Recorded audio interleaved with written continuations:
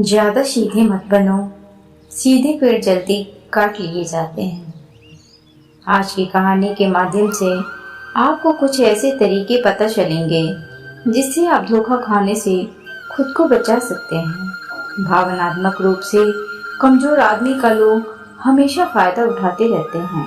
हम सब ने देखा होगा, अपने आसपास जो भी इंसान नर्म दिल का होता है, यानी कि भावनात्मक रूप से करुणावान होता है, वो अपनी करुणा बस दूसरों की सहायता तो कर देता है, लेकिन बदले में उसे हमेशा धोखा ही मिलता है। तो क्या एक इंसान को भावनात्मक नहीं होना चाहिए? क्या उसे दूसरों पर भरोसा नहीं करना चाहिए? दूसरों की सहायता नहीं करनी चाहिए? क्या करुणावान और संवेदनशील होना गुनाह है? कोई गलती है? पाया तो यह जाता है कि कोई संवेदनशील आदमी दिल का अच्छा होता है, दूसरों की सहायता करता है, दूसरों का ख्याल रखता है, दूसरों से प्रेम करता है। प्रेम भी तो एक संवेदना ही है, वह भी तो एक भावना का रूप है। तो क्या प्रेम करना भी गलत हो जाता है? और यह तो आप सबको पता होगा कि प्रेम तो आध्यात्मिक साधना का एक बहुत महत्वपूर्ण कदम है। तो किस प्रकार एक इंसान समाज में संवेदनशील, करुणावान और दयालु यानी कि एक अच्छा आदमी बनकर रह सकता है, ताकि लोग उसका फायदा भी ना उठा पाए और वह अपने मन की अच्छाई, अपने मन की कोमलता, करुणा सब कुछ बरकरार भी रख सके। एक युवा लड़का जंगल के पेड़ों पर मुक्के मार रहा था। वह बड़ी जोर जोर से मुक्के मार रहा था। वह अपने मन का गुस्सा निकालने की कोशिश कर रहा था। शायद उसको किसी ने धोखा दिया था या फिर उसके साथ बहुत बुरा हुआ था, जिससे वह बहुत ज्यादा परेशान था। उसे कहीं भी शांति नहीं मिल रही थी। वह लगातार उस पेड़ पर मुक्का मार रहा था, जिससे उसकी उंगलियां लहूलुहान हो चुकी थीं। उसी जंगल में एक शीतल पानी का झरना था। वहां पर एक बिच्छू रोज संध्या समय स्नान करने आया करते थे। यह उनका नित्य का नियम था। आज वह जब बिच्छू इस रास्ते से स्नान करने के लिए उस जंगल में आया, तो उसने उस लड़के की हालत देखी। वह जोर जोर से चीख रहा था, रो रहा था और लगातार मुक्के मारे जा रहा था। उस लड़के के आसपास कोई मौजूद नहीं था। इससे उस भिक्षुक को उस युवक की चिंता होने लगी। उसने सोचा कि कहीं मैं इसे ऐसे ही छोड़ दूं और कहीं आत्महत्या कर ले। तो ऐसे विचार आने के बाद भी वो कुछ नहीं बोला और लगातार उस युवक की तरफ देखे जा रहा था। भिक्षु एकदम चुपचाप खड़ा हुआ था। उसने युवक से कुछ नहीं बोला, कुछ नहीं कहा, बस वह उसको लगातार देखता रहा। कुछ देर तक तो उस युवक ने उस भिक्षु को नजरअंदाज किया, लेकिन कुछ देर बाद उसे अजीब सा लगने लगा। उसने सोचा, ना तो यह मुझे रोक रहा है और ना ही कुछ कह रहा है, यह तो बस मुझे देखे जा रहा है। इसका क्या मतलब है? बड़ा अजीब आदमी है। ऐसे ही विचार उस लड़के के मन में उठने लगे थे। जब कुछ देर बाद भी वह भिक्षु कुछ नहीं बोला, तो लड़के ने अचानक से उससे पूछा कि महाशय, आप अपने रास्ते क्यों नहीं चले जाते?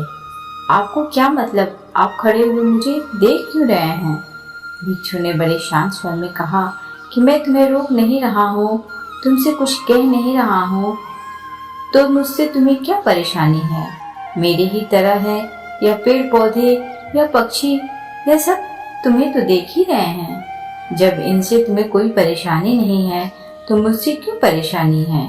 यह सुनकर और लड़का जोर जोर से चीख कर बोला, मुझे सबसे परेशानी है, मैं सबसे नफरत करता हूँ। यहाँ पर सब धोखेबाज गद्दार होते हैं, कोई किसी का नहीं होता इस दुनिया में। और इस तरह बोलते बोलते वो फूट फूट कर रोने लगा और रोए जा रहा था और भिक्षु उसे देखे जा रहा था। वो उसे चुप करने की कोशिश भी नहीं कर रहा था। यह बात तो उस लड़के को और ज्यादा अजीब लगी। अब रोना छोड़कर उस लड़के ने सीधे खड़े होकर उस भिक्षु से कहा, बड़े अजीब आदमी हैं आप। आपके सामने कोई इंसान रो रहा है, दुखी है, परेशान है और आप उसे चुप भी नहीं कर सकते। आपके मन में बिल्कुल भी संवेदना नहीं है। बड़े अजीब और कठोर हृदय वाले साधु हैं आप। आपको अपने साधु होने पर खेद होना चाहिए। और ऐसे ही न जाने क्या क्या जली कटी बातें वो युवक भिक्षु को सुनाने लगा।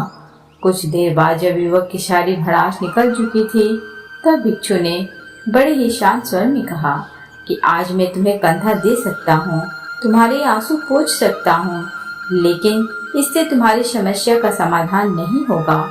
कुछ देर के लिए तुम्हारा मन बहल जाएगा, बस उसके बाद वही जिंदगी, वही लोग जो तुम्हें आज कंधा देने के लिए भी तुम्हारे पास नहीं है, फिर से तुम उसी जिंदगी में लौट जाओगे। कोई तुम्हें धोखा देगा, कोई तुम्हारा फायदा उठाएगा और तुम अपने मन को ऐसे ही तकलीफ पहुंचाते रहोगे।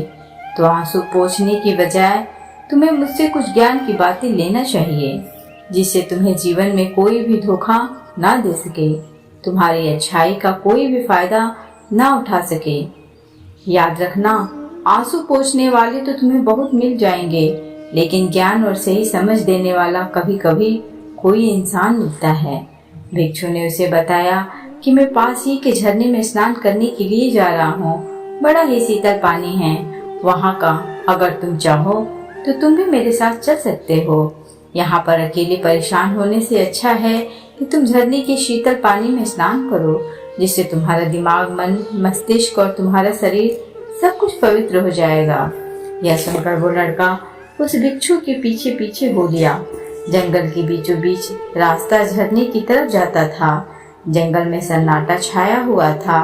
उनके पैरों तले सूखे पत्तों की चरमराने की आवाज पूरे जंगल में गूंज रही थी। आज पूर्णिमा की रात थी और आसमान में चांद अपनी उजली रोशनी उस जंगल में फेंक रहा था। उस रोशनी में दोनों उस झरने की तरफ बढ़ते चले जा रहे थे। रास्ते में चलते चलते उस युवक ने उस भिक्षु से कहा, महात्मन, आपकी जिंदगी मस्त है, आपको किसी चीज की कोई परेशानी नहीं है। आपको पता है कि दुनिया में कैसे कैसे लोग बसते हैं, कितने धोखेबाज, कितने मक्कार, और सबसे बड़ी बात, अपने ही लोग धोखा देते हैं, जिनसे हम प्रेम करते हैं, जिनको हम अपना मानते हैं। जब उन्हीं से धोखा मिलता है तो कैसा महसूस होता है। कभी कभी तो ऐसे लगता है भोले और दयालु लोगों के लिए ये दुनिया नहीं बनी है, ये धोखेबाजों के लिए है, मक्कारों के लिए है। वहीं यहाँ पर फलते फूलते हैं, वही आनंद से जीते हैं, और हमारे जैसे लोग जो दूसरों की सहायता करते हैं, दूसरों को अपना मानते हैं, वो हमेशा जीवन भर दुख में रहते हैं। यही जीवन की सत्यता है और यही संसार है, जिसमें हमें रोज घुट घुट कर मरना पड़ता है। आपने सही किया, ऐसे जिंदगी को त्याग दिया, पीछे छोड़ दिया। अब बस अपने में मस्त, किसी से कोई परेशानी नहीं है, किसी की कोई चिंता नहीं है। मैं भी सोचता हूँ मैं भी संन्यास ले लूं, छोड़ दूं इस दुनिया को। यह सुनकर उस भिक्षु ने कहा, तुम्हें क्या लगता है सन्यासी जीवन बहुत आसान होता है? भिक्षु ने बड़े शांत स्वर में कहा कि तुम्हें 2 वक्त की रोटी तो शांति से मिल जाती है, हमें तो कभी कभी वह भी नसीब नहीं होती। अगर भिक्षा मिल जाती है तो हम खा लेते हैं, वरना हमें तो भूखा ही सोना पड़ता है। यही सन्यासी जीवन है, हमें हमेशा नीचे सोना पड़ता है, सिर्फ एक लंगोट में रहना पड़ता है, चाहे कैसा भी मौसम क्यों न हो। तो यह सब तुम्हें आसान लगता है तो तुम भी सन्यासी बन जाओ। युवक ने कहा कि आप कहते तो ठीक ही हैं, संघर्ष तो दोनों तरफ है, सांसारिक जीवन में भी और सन्यासी जीवन में भी। वैसे सांसारिक जीवन भी अच्छा है, लेकिन तब तक जब तक घर परिवार में सुख शांति बनी रहे, धोखा ना मिले, हमारे लोग हमारा फायदा ना उठाएं, हमसे झूठ ना बोलें, हमें धोखा ना दें, तब तो जीवन जीने का आनंद होता है, वरना तो जीवन नर्क हो जाता है। भिक्षु ने कहा, देखो, सन्यास अपने मन से लिया जाता है। जब हमारा मन कहता है कि हमें सन्यास के मार्ग पर सफलता हासिल करनी है, आगे बढ़ना है, तो ही सन्यासी जीवन सफल हो पाता है। लेकिन तुम अपने घर से परेशान होकर, दूसरे लोगों से परेशान होकर सन्यासी बनना चाहते हो, तो तुम्हारा सन्यासी जीवन कभी भी सफल नहीं होगा। इससे अच्छा तो तुम सांसारिक जीवन में अगर कुछ तरीके, कुछ नियम अपनाओ, तो दूसरे लोग तुम्हें धोखा नहीं दे पाएंगे। सबसे पहले तो यह समझो कि धोखा उन्हें ही मिलता है जो भावनात्मक रूप से कमजोर होते हैं, जिनका दिल जल्दी पिघल जाता है, जो दूसरों को दुख में भी नहीं देख पाते। ऐसे लोगों के साथ धोखे होने की संभावना ज्यादा होती है, क्योंकि कोई भी आदमी अपनी परेशानी बताकर, अपने को दुख में बताकर तुम्हारा फायदा उठा सकता है। क्या पता वह झूठ बोल रहा हो, वह दुखी होने का अभिनय कर रहा हो, लेकिन आपको तो सच ही लगेगा और उसके बाद कुछ समय बाद आपको पता चलता है कि आपके साथ धोखा हो गया। उसके बाद आपका मन अंदर से टूट जाता है। इसीलिए सबसे पहले बात ध्यान रखना कि किसी भी व्यक्ति को यह एहसास मत होने देना कि तुम भावनात्मक रूप से कमजोर हो, अंदर से तुम्हारा दिल नर्म है। अगर उन्हें यह कमजोरी आपकी पता चल गई तो वह कोई न कोई जाल रचकर आपका फायदा उठाने की जरूर कोशिश करेंगे, चाहे आप अंदर से संवेदनशील हों और दूसरों की मदद करने वाले हों। लेकिन किसी को एहसास मत दो, ऊपर से कठोर बने रहो। जब लोगों को अच्छा लगेगा किसी कुछ बोलने का फायदा ही नहीं है, यह आदमी कठोर है, नहीं पिघलेगा, तो खुद ब खुद वो लोग जो झूठे हैं, जो मक्कार हैं, वो आपके पास आएंगे ही नहीं। वो उन्हें चुनेंगे जो उनके आसान शिकार होंगे। दूसरी बात समझने की यह होती है कि हम बहुत जल्दी दूसरों पर विश्वास कर लेते हैं और हमारी जल्दी विश्वास करने की आदत ही हमें हानि पहुंचाती है। 2 दिन तुम्हें किसी से मिले हुए नहीं होते हैं और तुम एक दूसरे के हो जाते हो, एक दूसरे पर पूरा भरोसा करने लग जाते हो और यह भरोसा तीसरे दिन टूट भी जाता है और फिर तुम्हें धोखा मिलता है और फिर तुम परेशान होते हो। इसीलिए समय दो किसी भी चीज को, किसी भी रिश्ते को आगे बढ़ने के लिए समय की जरूरत होती है। समय के साथ तुम्हें सामने वाले इंसान की अच्छाई और बुराई पता चलती है। तब तुम्हें पूर्ण रूप से पता चलता है कि इंसान वास्तव में कैसा है, अच्छा है या बुरा है, और वह कुछ समय देने के बाद ही होता है। इसीलिए जल्दी किसी पर विश्वास मत करो। अगली पहचान या अगला तरीका समझने के लिए तुम्हें ऐसे लोगों को समझना होगा जो दूसरों की चापलूसी करते रहते हैं। कुछ लोगों की आदत होती है चापलूसी करने की।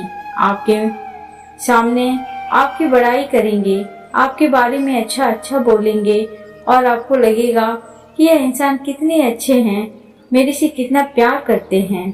लेकिन वास्तव में उनकी वह चापलूसी एक जाल होती है ताकि वह आपका दिल जीत सके, और उनको चापलूसी करने का मौका तभी मिलता है जब आप दिखावा करते हैं। अगर आप उनकी चापलूसी से प्रभावित ही नहीं होंगे तो कुछ समय बाद वो चापलूसी करना बंद कर देंगे। इसीलिए किसी के सामने दिखावा मत करो, वरना आप तो आकर्षण के केंद्र बन जाते हो। लोगों को लगता है कि शायद इसके पास बहुत ज्यादा धन संपदा है, इसीलिए इतना दिखावा कर रहा है, और इसी वजह से जो लोग आपका फायदा उठाना चाहेंगे वो आपके करीब आने की कोशिश करेंगे, आपके चापलूसी करने की कोशिश करेंगे। अगला नियम बताते हुए भिक्षु ने झरने की तरफ इशारा किया। वो झरने के पास पहुंच चुके थे।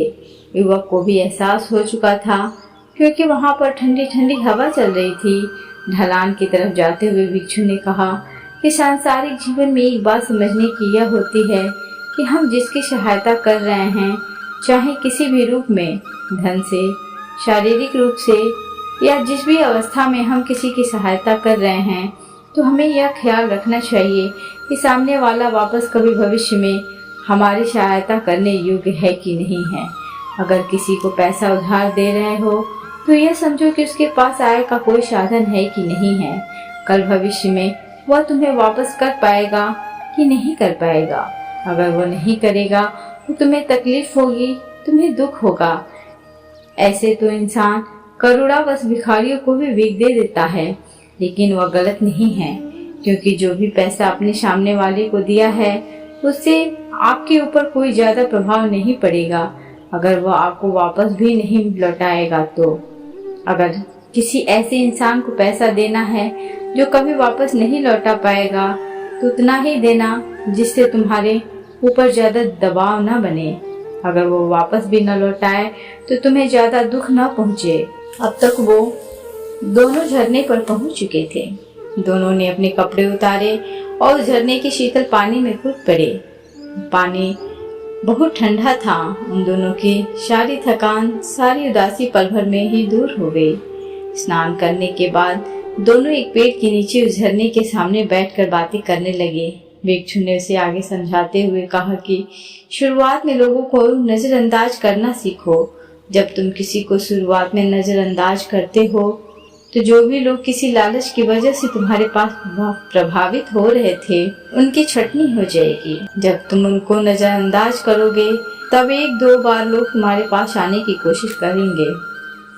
उसके बाद वो तुमसे दूरियां बना लेंगे और जो आदमी तुम्हारी इंसानियत, तुम्हारी अच्छाई देखकर तुम्हारे पास आएगा, वो नजरअंदाज करने के बावजूद भी तुम्हारे करीब ही बना रहेगा। और यही तो एक सच्चे इंसान की पहचान होती है। जो हमारे अपने होते हैं उनसे हम लड़ भी लेते हैं, झगड़ भी लेते हैं, उसके बावजूद भी वो हमारी बातों का बुरा नहीं मानते हैं। चाहे थोड़े समय के लिए वो हमसे नाराज रहें, लेकिन कुछ समय बाद फिर से हम एक हो जाते हैं। और यही तो घर परिवार का मतलब होता है, यही तो अपनों का मतलब होता है। इसीलिए शुरुआत में अनजान लोगों को नजरअंदाज करना सीखो, इग्नोर करना सीखो, ताकि धोखेबाज मक्कार लोग तुम्हारे करीब न आ पाएं। अपने इस वार्तालाप को खत्म करते हुए भिक्षु ने अपनी आखिरी बात बताते हुए कहा कि ये आखिरी सीख सबसे ज्यादा महत्वपूर्ण है।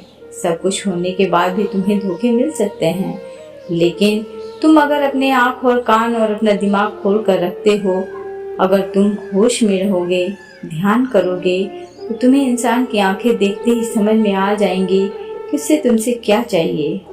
तुम उसकी इच्छा और उसका स्वभाव उसकी आंखों में ही पढ़ सकते हो। लोगों की आंखों में, उनकी वाणी में, उनके स्वभाव में उनका सब कुछ दिखाई देता है। बस हम ही अपनी आंखें मूंद कर रहते हैं। दूसरे लोगों से जानो, उसके रिश्तेदारों से जानो, उसके परिवार वालों से जानो कि वो इंसान कैसा है, दूसरों के साथ उसका व्यवहार कैसा है, उसकी पड़ताल करो। जब किसी पर विश्वास करो, ऐसे ही किसी पर विश्वास मत कर लेना। अपनी पूरी संतुष्टि करना। अगर तुम किसी के साथ लंबे समय तक भरोसा करना चाहते हो, किसी के साथ कोई संबंध बनाना चाहते हो, कोई दोस्ती करना चाहते हो या किसी की मदद करना चाहते हो, तो इन सभी परिस्थितियों में तुम्हें ये जरूर पता होना चाहिए कि दूसरे लोग उस इंसान के बारे में क्या सोच रखते हैं। इसके बाद तुम जीवन में कभी भी धोखा नहीं खाओगे और तुम्हें कभी भी धोखे की वजह से पछताना नहीं पड़ेगा। इसी तरह की बातें करते हुए भिक्षु और वो लड़का दोनों जंगल से बाहर आ गए और अपने घर को चले गए। दोस्तों, कभी भी किसी पर भरोसा करने से पहले उसके बारे में अच्छे से समझो, जानो, समय दो, फिर भरोसा करो। तो दोस्तों, कैसा लगा आज का ये ऑडियो? अगर ऑडियो पसंद आई हो तो प्लीज इसे अपने दोस्तों को शेयर जरूर करें। साथ ही वीडियो को लाइक और चैनल को सब्सक्राइब करना ना भूलें। तब तक के लिए थैंक्स फॉर वॉचिंग।